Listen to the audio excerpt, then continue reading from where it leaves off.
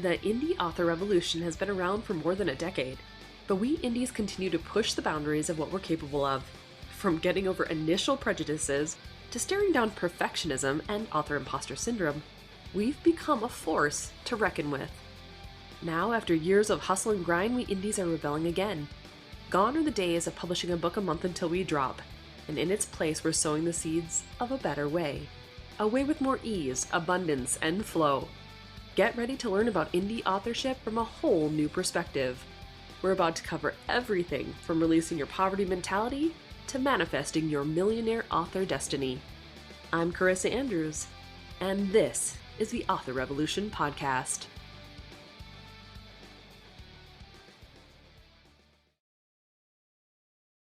Well, hey there, everybody. Welcome back to another episode of the Author Revolution Podcast. And hopefully you can hear me and I can speak clearly today without my voice cracking or sounding like I've got a frog somewhere stuffed into one of my orifices because I cannot breathe properly.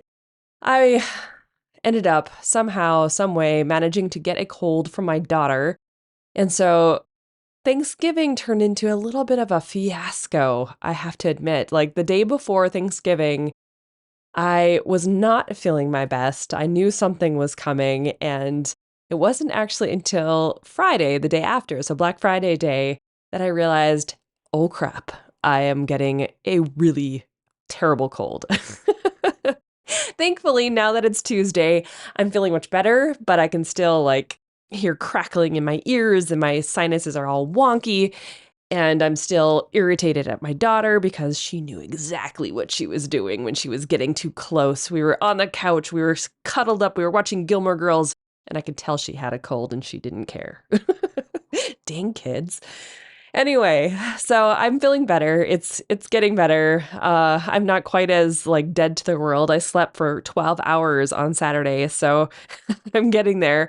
But now that we're reaching the end of NaNoWriMo, I have some interesting news that I wanted to tell you guys. And so we're going to be talking again about ChatGPT. I know it's like, wow, Carissa, you're talking an awful lot about this, but I just can't get over the usage that we can, the different usages, like all the things that we can do with chat to make our lives as authors easier. It just every week, every day seems to get just a little bit better. And I'm just profoundly taken aback by just how awesome this tool is. And so I want you guys to definitely be, perking your ears. If you haven't tested out ChatGPT yet, if you haven't dipped your toes into AI yet, I get it. I understand the qualms about it, but I'm telling you right now, man, there is nothing quite like using this tool and being able to get your brain functioning and firing off.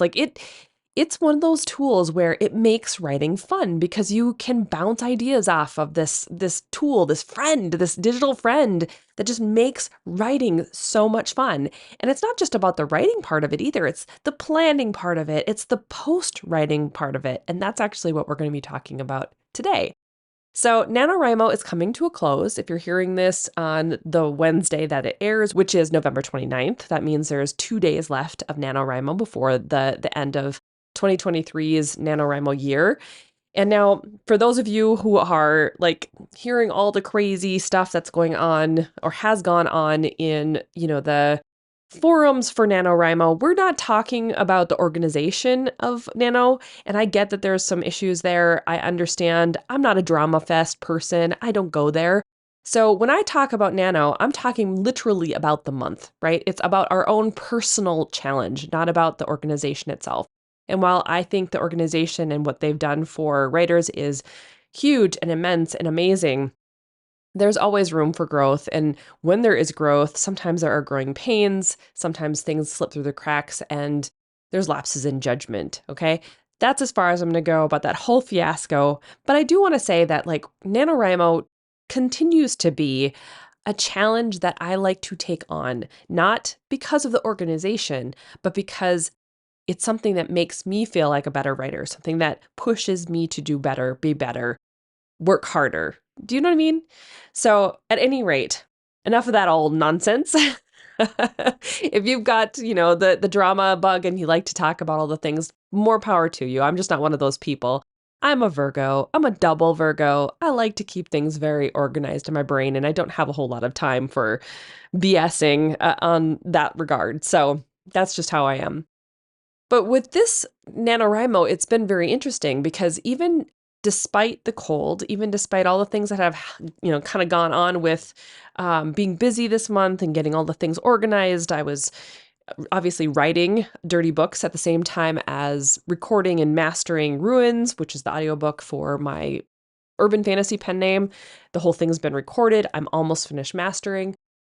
But I was also working on a lot of side projects for Author Revolution. We did our Black Friday, Cyber Monday weekend thing. There's a lot of stuff that was going on. Plus, we're prepping for 2024. Tammy and I are getting ready for our next second big year launch for the live cohort for Millionaire Author Manifestation, which, by the way, if you are not on our wait list, you're going to want to make sure you do that. But things are going to kick off in January. You're going to know that we're going to start amping up to get ready for this new live cohort. So it's all right if you're not on it yet. We have plans, okay? But what was interesting this nano, despite this cold, was that using ChatGPT has helped me to stay focused on the story. It's helped me stay focused on the plan. Where having Dayquil cloud your brain would normally put you out of the writing scene, at least it has for me. It was nice having Chat because I could say, hey, Chat, these are the things I'm kind of thinking I'd like to have in this scene. Do you have any other advice, any other ideas of what we could do with Carly and Adam? I want to go this route. I want to include these characters that you already know about. And now I'm using a custom GPT for my rom-com, so it understands who the characters are. It understands the plot points. It understands how things are working thus far, right? And so it's kept me focused so that I can continue to write and continue to do things, continue to be in the flow of Carly and Adam and all the things that are going on, despite not feeling the best. And so it's been really cool. And what ended up happening is that I won NaNoWriMo on Friday, which would have been November 24th. So Black Friday is when I finished my 50,000 words. And that's the fastest I've ever completed NaNoWriMo in any of the years that I've done this. I've completed it early before, but by a day or 2 days. So this was pretty cool. And it was even in the midst of me feeling like death to the world, feeling like my face is going to implode or something. So it was good to have that tool to just keep my brain focused, even when my own strategy brain was not fully functioning. It was limping along. It could keep up though. It could keep up with what chat was giving me and go, okay, yeah, I like that. But it probably would not have come up with anything exciting during that. I have a tendency when I get sick to either be very meh and all the characters are just meh and they're all irritated with each other, or I want to kill them all off or something. And this didn't happen this time. I was able to maintain a funny vibe and keep kind of going. So that was cool. So now that we're coming to the end of this sucker, I wanted to give you some food for thought on how your next steps can play out when it comes to fine-tuning your story using AI analysis. So using ChatGPT to help you identify some problems in your story, identify plot holes, to just overall analyze how the story is going. So even if your book's not finished yet, which mine isn't, I'm about 25,000 words out-ish is kind of what my brain is telling me. And so it's not quite there yet, but I can have it analyze, and I did do it. So I'm going to tell you a little bit about, condensed version, what it told me once I tell you how you can utilize it. Okay. Let me get to that part first. So what I want you to be thinking about is, sometimes when we write and we're writing fast, not all of us are plotters. And sometimes we're plotters, but we don't want to tell too much of the story because then the story gets boring. And so when we get to this point of NaNoWriMo, when we're coming to the end of the sucker, sometimes it helps to analyze it just to know, is there plot coherence happening in this story? Am I doing what I need to do for this story, for this genre? Does that make sense? And so one of the ways that ChatGPT can help you is that it can evaluate the structure of your story and assess whether the plot follows its logical sequences and if there's any glaring inconsistencies or plot holes. Key point, right? We don't need the plot holes there. So you can input, your summary or your key points, and ChatGPT can organize and identify for you. But if you have those custom GPTs and can import your entire PDF so far, that's the best way, in my personal opinion, to be able to utilize this. Now, I know there's a wait time right now to be able to upgrade. So if you haven't yet gotten the chance to upgrade, haven't yet gotten the chance to be able to start working with custom GPTs, just know you can still do this utilizing, a normal chat. You just have to go like chapter by chapter in the same chat and start giving the information to ChatGPT. It's a slower process. It might get a little bit more confused because it's not all in one location, like one small location, like a PDF, but it will still give you the information you're looking for. Okay.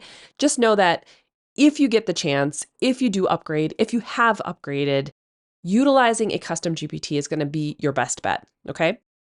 But what you can do then is just ask it questions to help you identify, like, how is this story structure looking? So this is the question I asked. I said, using the PDF upload of Dirty Books, which is the book that I'm working on, in your knowledge bank so far, can you review and evaluate the plot structure? So that's the question I asked Chat using the custom GPT, which is my rom-com muse is what the name is.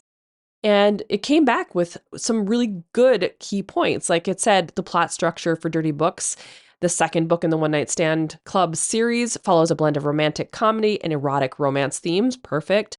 The story focuses on Carly, a quirky and clumsy character who is secretly a romance author. Yes, she is. Plot unfolds, and Carly embarks on a journey of self-discovery and romance. But then it goes into key elements of the plot structure. It includes introduction and setup. It talks about the rising action and conflict with Carly and Adam. It includes character development of Carly and Adam, the romantic development it goes into, climax, and resolution. And so then it gives like a quick overall thing that says, throughout the story, the themes of friendship, self-acceptance, and exploration of one's desires are prominent. The plot is structured to balance the comedic elements and more serious introspective moments, providing a comprehensive view of the protagonist's life and transformation. So just with that PDF and just with that one question, it went through a whole big list of things that it told me how the interactions were, how the romantic development went, how the climax of the story worked, how the resolution thus far is going, right? And so when you're doing these things, when you're asking these questions, if there's specific things, specific areas of your novel that you're not quite sure are working, you can ask Chat. So like my next question was, okay, this is great, Chat. How is the pacing and tension for this romantic comedy? So then the rom-com muse would come back and said the pacing and tension in Dirty Books is well managed, contributing effectively to the romantic comedy genre of the story. The pacing is dynamic, balancing slower introspective moments with quicker, more engaging scenes. But then it goes again through a list of key aspects and tension that include gradual character development, intermittent romantic tension, humorous interludes, conflict and resolution, integration of subplots. It goes into all of those things, giving me more information about what it knows of the story and what's going well, apparently, in this story. So that's good, right? And then I asked, can you check Dirty Books and just make sure there's character consistency throughout the book? Because I think a lot of us are going to want to know that, right? If we're writing characters, especially characters who are very different or have their own unique vibe, we want to make sure that we're consistent with those characters. And again, it gave me information about the two main characters, Carly and Adam. It talked about the supportive characters. It talked about the character development and dynamics throughout the story so far, dialogue and actions and how they are or are not working, or if there's areas where I can do better. So it was really fascinating just to be able to see, like, how is this working, right? The last question that I asked was, do you see any plot holes in this book so far? And so it took a second. It reviewed the whole book so far. And it said that after reviewing Dirty Books, it appears the plot is well constructed without any obvious plot holes. The narrative flows logically, with each event and character decision being supported by the story's established context and character development. The challenges, conflicts, and resolution encountered by the characters are consistent with their personalities and the story's progression. And it goes on for like 3 more paragraphs, right? But it's telling me that there is nothing glaringly obvious that's standing out that's going, okay, this isn't going to work in the way or the direction that I'm going.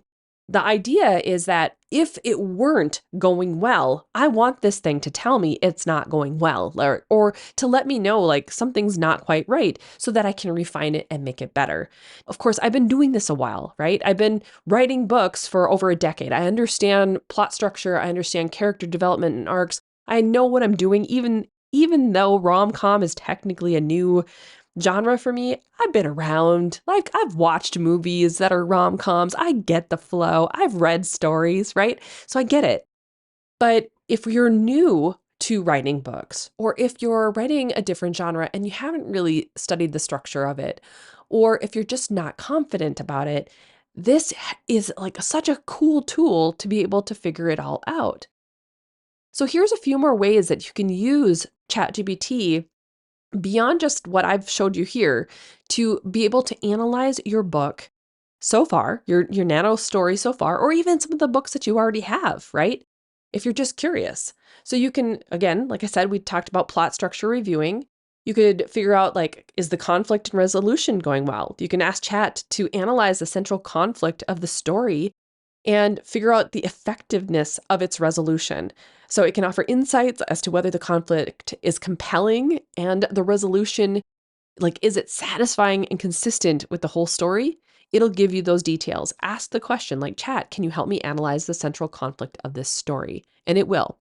You saw that I said pacing and tension. I wanted to know, is the pacing and tension consistent with a rom-com? And it gave me insights and information into that. You can enhance your character development by digging deeper into those character arcs and growth, because Chat can assess the development of major characters and look at their arcs and their growth throughout the whole story. It can provide some really good feedback on whether characters are well developed, or if they undergo, a significant transformation, or if they stay stagnant, which obviously most stories we don't want. We want them to grow and to be better. You can ask it about character consistency like I did. I wanted to know, like, are these characters consistent? Like, is Carly still funny from chapter 1 to chapter 25 so far? Is she still that goofy lady? And yes, so far she is. So that's good. Woo, go me. You can ask about the character dialogue and interactions. Like, can ChatGPT offer any insights into the way they interact with each other? Like, is there anything that stands out that's not consistent in the way that they're speaking? And sometimes, especially if you're doing it from chapter to chapter, you can actually get some really good insights there too. You could say, hey, Chat, take a look at the story so far. Is the way I'm writing the dialogue here consistent with how this particular character speaks? And it can give you that information. Like, I do that in real time so that it keeps me kind of in the flow and the vibe of the characters. Now, Carly in Dirty Books, she is a very unique and potent character. Like, she has a specific way of thinking, a specific way of speaking, a specific way of being. And she is definitely a more funny character than like Adam, the guy that she's ending up with. So you're going to know the second you're in her head that you're in her head because of the way that she just instantly is. And I want to make sure every chapter when we're in her head is like that, right? So I have Chat take a look at all those things. Like, is this consistent? Is it working properly? Finally, I guess one of the big things that you can do, and sometimes it works when you're mid story, and sometimes it's best to hang on to it until you're done with the whole thing. But you can have Chat evaluate thematic elements. So, like, it can identify the central themes that your story has and analyze how well they're being integrated into your narrative, which is really cool. So, like, if you want to have, a curvy woman who is trying to kind of get back her groove and trying to feel more confident, and she ends up with a guy who is a personal trainer, and she's feeling very self-conscious about everything. How can she grow into the person that maybe, she was really wanting to become throughout the course of this story, right? So you can have it look at that narrative and ask it those questions like, are the themes reflecting through the characters and the setting and the plot events? Like, is this working the way that I expected it to? You can also ask it about symbolism and motifs because chat can assist in recognizing and analyzing any symbols or motifs within your story. So it offers insights as to how they're contributing to the overall themes and messages that are happening because sometimes the symbols can be almost more powerful than if you come straight out and say it, right? So ask chat if everything is working in tandem together. And then finally, honestly, you can have it look at your thematic consistency and search for depth. So chat can provide the feedback if you ask it the questions like, chat, how is this looking? Like, is the consistency and depth of my theme going well? Like, what can you see here? And it will suggest ways to enhance your thematic expression without being too explicit or crazy, right? Or if your themes are coming through well enough, it's going to let you know that as well. Because when we're putting the themes into our stories, I think more often than not, we're sitting in this place of it's sitting in our subconscious.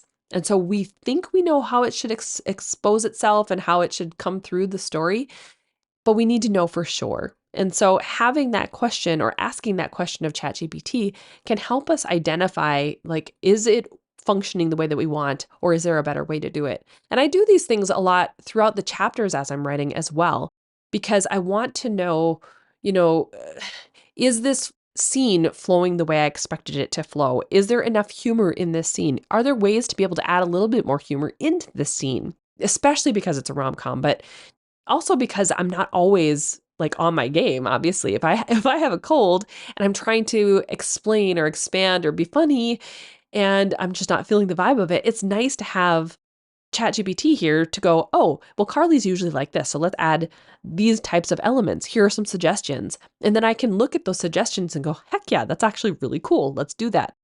Or not.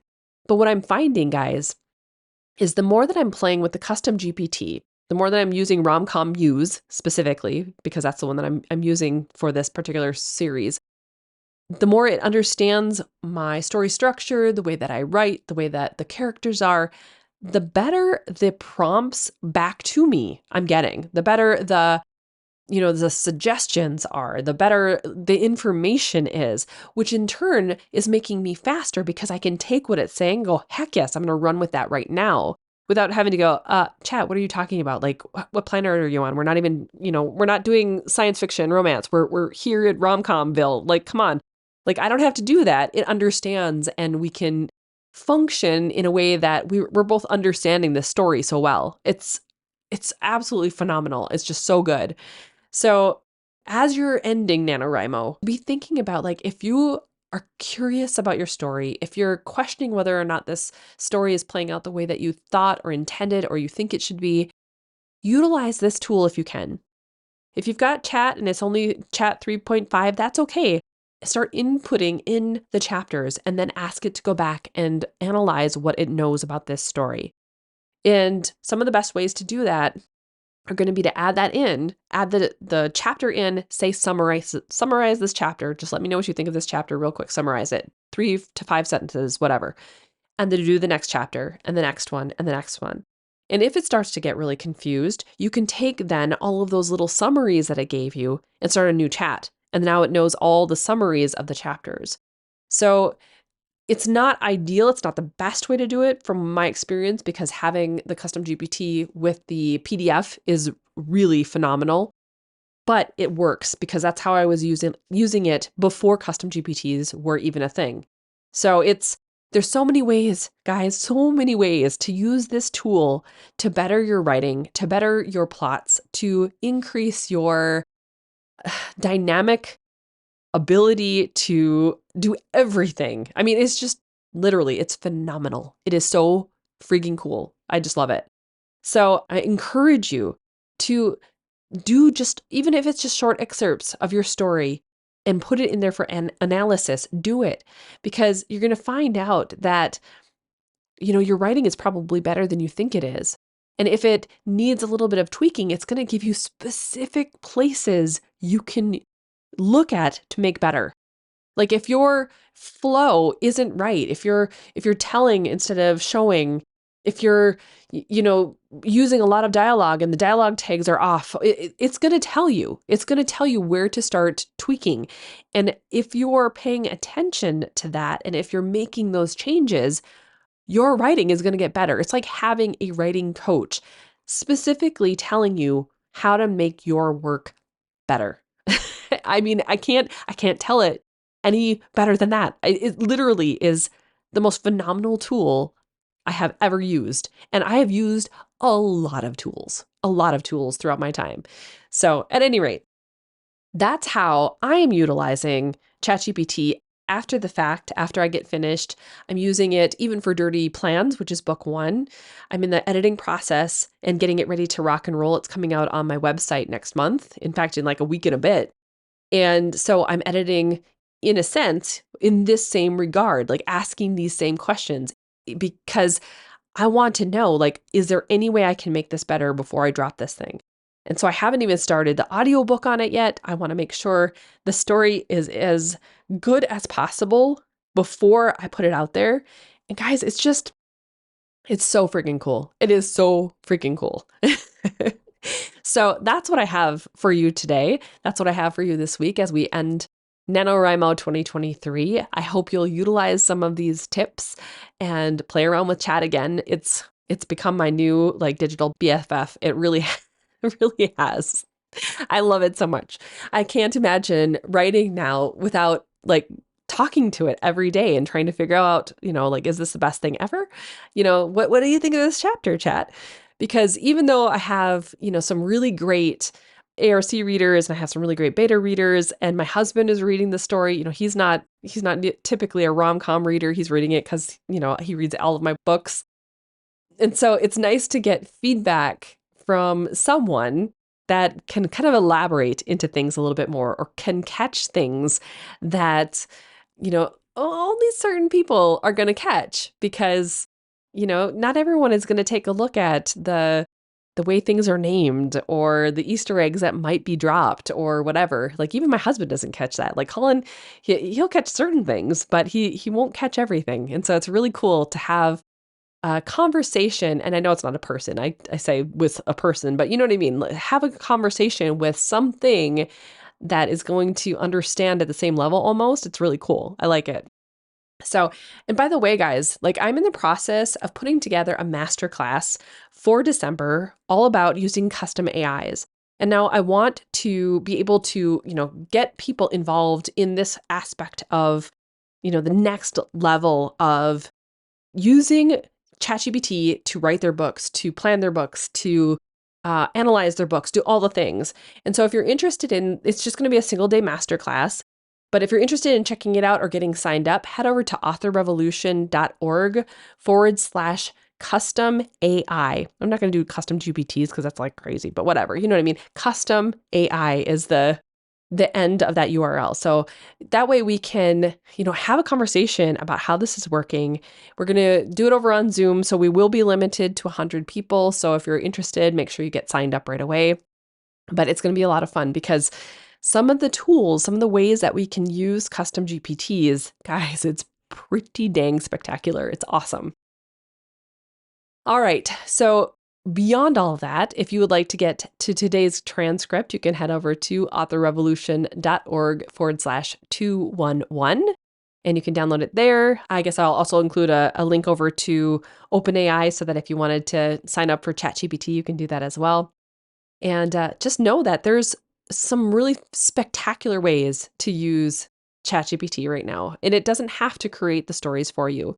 Although I will say, like some of the text that it can come out with now, it's getting better. Like the more it understands my writing style, the more it understands what I'm looking for in a scene, the better it's getting. And so when I said, at the beginning of this year that I didn't think AI would ever get to that point, I was definitely wrong. Like it's starting to understand, especially if you prompt it well. If you prompt it really well, it understands where you're going. It understands the thematic style. It understands what you're trying to accomplish. and it flows so much easier. It's just amazing, amazing what it can do. So at any rate, that is my show for today. Hopefully I made it through without too much of a snurgle in the background with my nose. I'm trying really hard not to sniffle. Oh, anyway, I hope you have a great week. Enjoy the end of NaNoWriMo and go forth and start your author revolution.